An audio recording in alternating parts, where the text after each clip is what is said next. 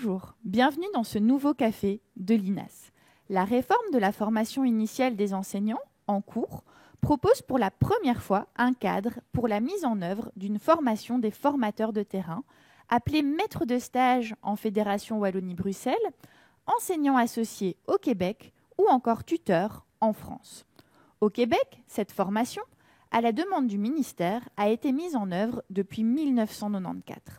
Aujourd'hui, pour discuter de l'intérêt pour le système éducatif de posséder un référentiel pour soutenir cette formation, nous avons le plaisir d'accueillir Liliane Portelance de l'Université du Québec à Trois-Rivières, qui a été responsable de la coélaboration d'un cadre de référence pour la formation des enseignants associés et des superviseurs. Bonjour Liliane. Bonjour. Nous accueillons également Christophe Bacot, qui est doctorant. Avec ses collègues, il a rédigé et validé une proposition de référentiel pour la formation des maîtres de stage en Fédération Wallonie-Bruxelles. Il a également mené une enquête à large échelle sur les besoins de formation des maîtres de stage en Fédération Wallonie-Bruxelles. Bonjour Christophe. Bonjour. Liliane, tout d'abord, pourrais-tu nous présenter le contenu du cadre de référence que tu as coélaboré ? Certainement. Le cadre de référence, d'abord, je rappelle que c'est un cadre de référence pour la formation des formateurs de terrain, que sont les enseignants associés chez nous, et des superviseurs universitaires. Aujourd'hui, je vais parler de la partie qui touche les enseignants associés. Alors, il y a 3 orientations. La première, c'est la professionnalité du formateur. Donc, on s'oriente vers le développement d'une appartenance professionnelle à une communauté qui est la communauté des enseignants associés. Alors, on sait que les enseignants associés sont d'abord des enseignants. Alors, ils ont un double statut.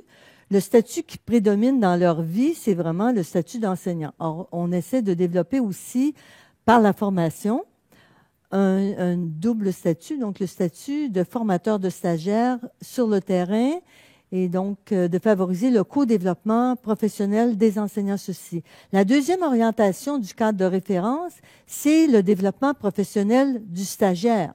Alors, bien sûr, l'enseignant associé a un rôle fondamental et complexe à jouer dans le développement professionnel du stagiaire au regard actuellement au Québec de 13 compétences à développer pour la profession enseignante. Et le troisième et non le moindre, la troisième et non la moindre des orientations, c'est la concertation entre les 2 milieux de formation du stagiaire. Chez nous, c'est l'université et l'école. Donc, ces 2 milieux doivent se concerter, bien sûr, c'est-à-dire surtout le superviseur et l'enseignant associé. Donc, il y a toute une complémentarité des rôles, une clarification des rôles, parce que c'est nécessaire à cette concertation et cette collaboration entre les 2 formateurs. Donc, ce sont les 3 orientations. D'accord. Et quelles sont les compétences de cette proposition ? Oui, alors, 3 orientations et 6 compétences attendues des enseignants associés, donc, qui sont en développement continuel, comme toute compétence, qui est une finalité sans fin. Et donc, la formation des enseignants associés les aide à développer les compétences. Alors, la première, c'est de soutenir la construction de l'identité professionnelle du stagiaire en s'adaptant au stagiaire. Parce que chez nous, la formation dure 4 ans. Il y a 4 stages. Bien sûr, un enseignant associé qui reçoit un stagiaire de 2e année n'a pas le même rôle exactement que lorsqu'il reçoit un stagiaire de 4e année. Et même au sein de la même année de formation, il n'y a pas 2 stagiaires pareils. Donc, 2 stagiaires rendus exactement au même endroit dans leur développement, un peu comme dans les classes quand on parle de différenciation pédagogique. C'est la même chose. Donc, soutenir le développement de l'identité professionnelle de chacun des futurs enseignants. La deuxième compétence qu'on attend d'eux, c'est qu'ils soient en mesure de guider le stagiaire dans le développement de ses compétences. Et là, on insiste sur 3 points. L'observation rigoureuse du stagiaire. Donc, une observation vraiment qui n'est pas basée sur des impressions, mais bien sur des faits. On parle aussi de rétroaction, une rétroaction qui est fournie régulièrement aux stagiaires et fréquemment non pas seulement à la suite de la prestation du stagiaire en classe, mais une rétroaction sur la planification de son enseignement aussi, c'est particulièrement important. Et le troisième volet de cette deuxième compétence, c'est l'évaluation. Mais une évaluation qui est continue, qui est formative et qui est fondée. Donc, qui est fondée sur l'observation de faits, mais aussi en lien avec les fondements théoriques de la formation du stagiaire. La troisième compétence, c'est évidemment, ça va consister à guider le stagiaire dans l'apprentissage de pratiques d'enseignement. Des pratiques d'enseignement qui sont en lien avec ce que le ministère attend. Donc, on a un programme de formation de l'École québécoise et le travail de l'enseignant associé est en conformité avec le contenu de ce programme, avec un grand P. La quatrième compétence attendue de l'enseignant associé, c'est d'aider le stagiaire à développer une pratique réflexive. Donc, à être capable de porter un jugement éclairé et objectif le plus possible, bien sûr, sur ses pratiques, sur ses actes, sur son agir professionnel. Mais cette compétence-là touche également la pratique réflexive de l'enseignant associé lui-même. Et c'est aussi important, sinon plus, d'être capable de le faire pour soi-même que d'inciter un autre à le faire aussi. La cinquième compétence concerne les interactions.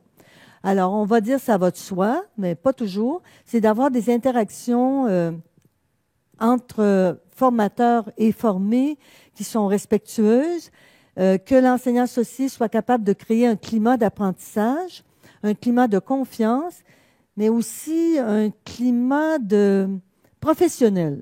En fait, l'enseignant associé n'est pas l'ami du stagiaire, n'est pas le confident du stagiaire. C'est une personne qui est appelée à participer à la formation du stagiaire.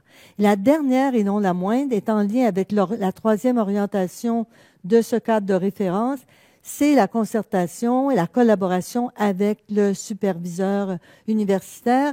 Et donc, c'est important que les deux travaillent de concert, qu'il n'y ait pas des discours contradictoires en présence du stagiaire ou même par courriel, par téléphone ou peu importe comment.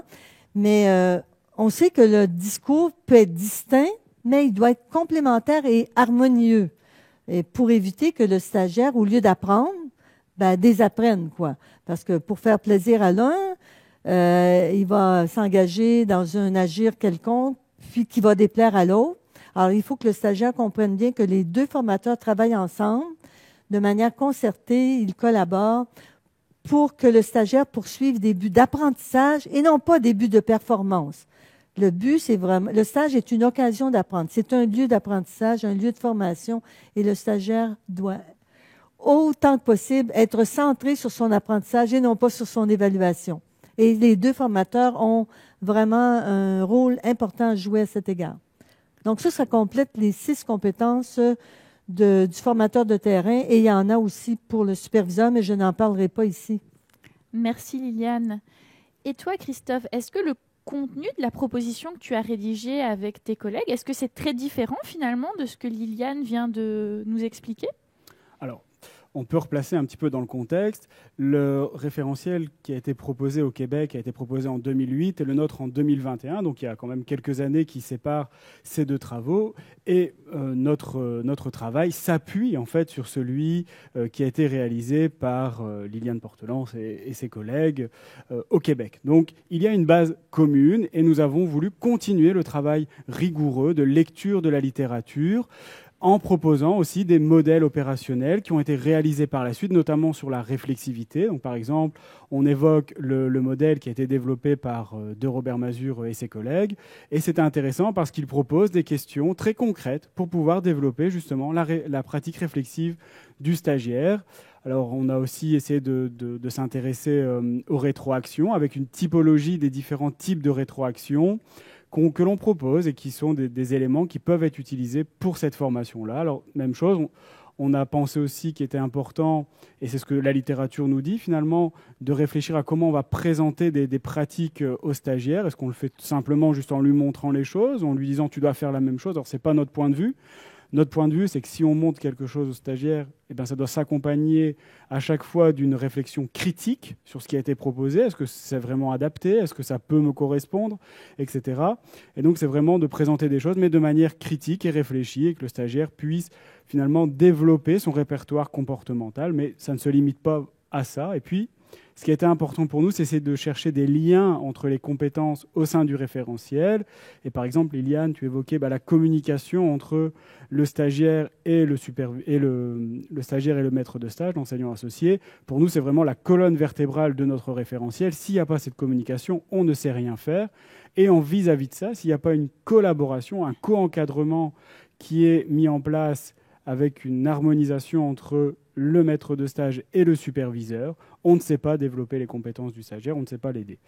Et donc, ces deux choses sont vraiment interconnectées et vont vraiment être la charpente du référentiel. Merci Christophe.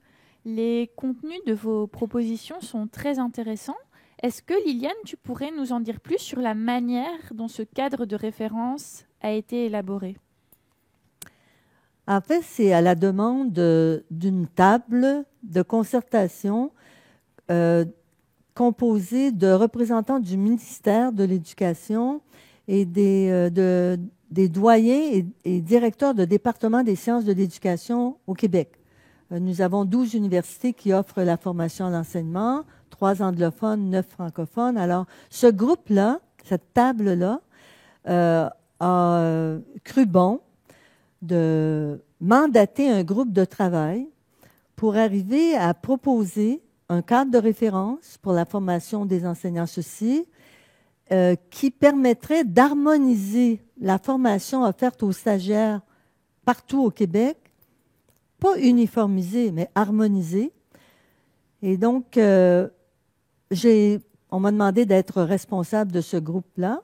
Alors, j'ai travaillé avec les représentants de toutes les universités, mais d'abord, on avait un comité restreint. Alors, un comité restreint formé de 2 professeurs d'université, Colette Gervais de l'Université de Montréal et moi-même, et 2 autres personnes d'université, mais dont le travail consistait à établir des liens avec le milieu scolaire en ce qui concerne l'organisation des stages et des stages. Donc, 2 personnes qui sont très, très en lien avec le milieu scolaire. Et là, on a commencé par... En fait, c'est de recherche. Le ministère de l'Éducation a financé la recherche. Donc, on a commencé par... évidemment, c'est sûr qu'on a fait une revue de la littérature, une recension des écrits, mais on est allé consulter partout au Québec. On a créé des groupes de consultation dans tous les milieux. Les représentants des 12 universités québécoises avaient...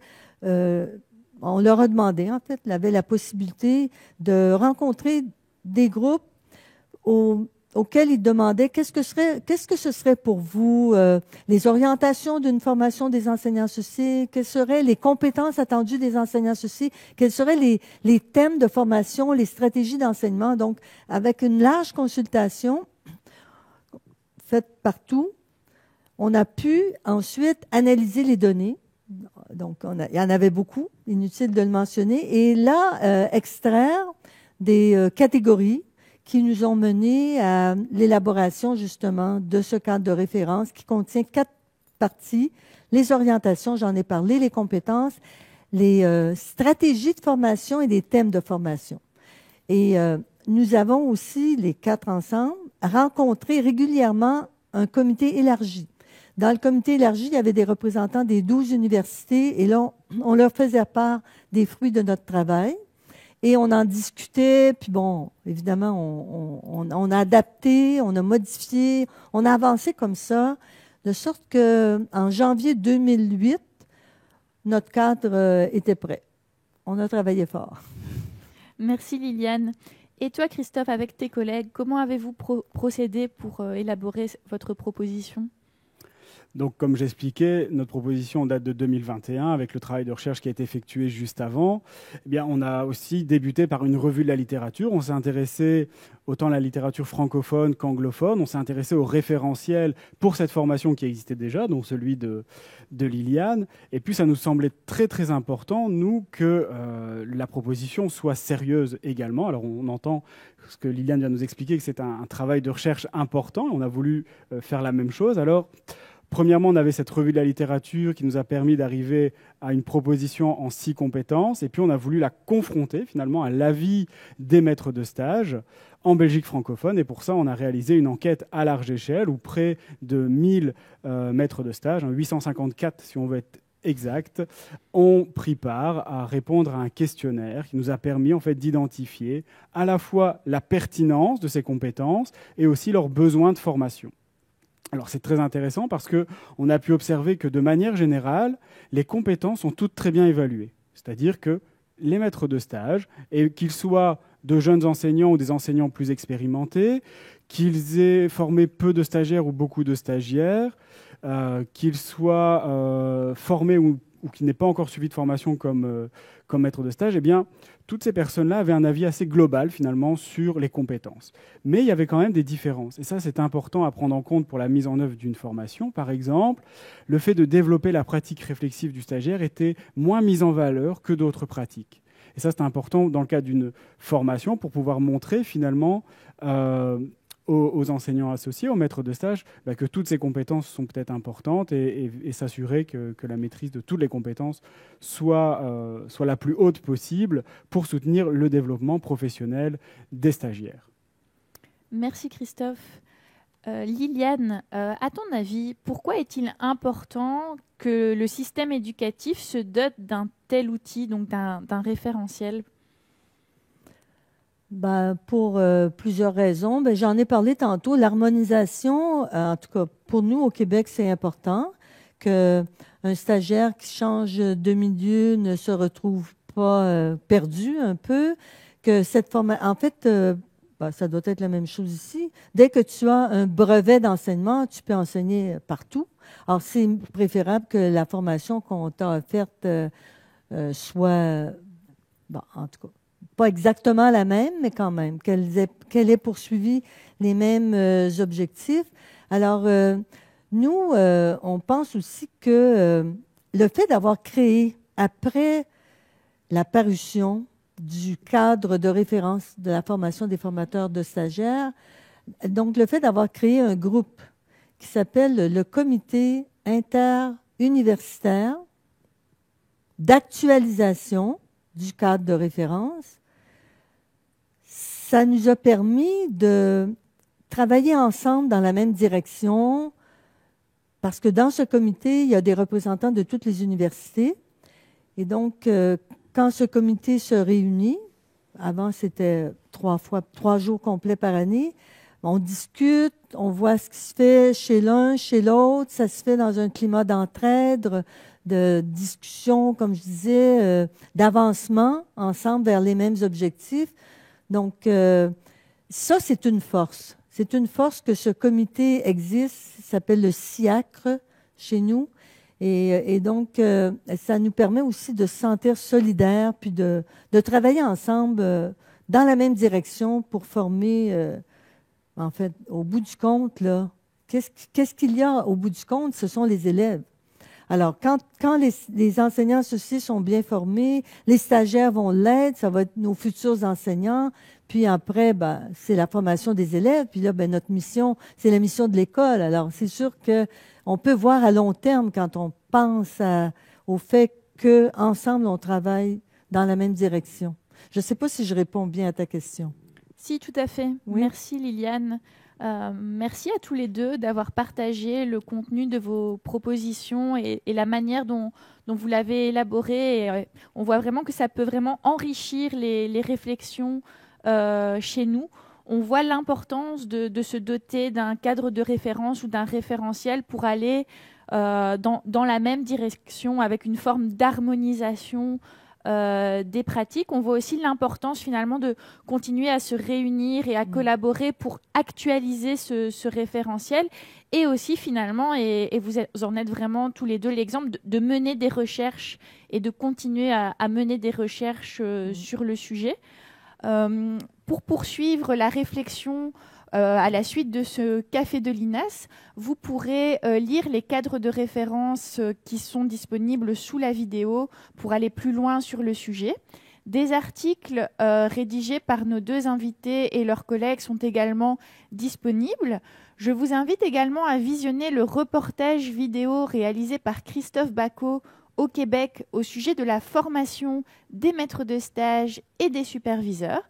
Et enfin, n'hésitez pas à visionner les conférences qui ont été données récemment par Liliane et Christophe en Belgique au sujet de cette thématique.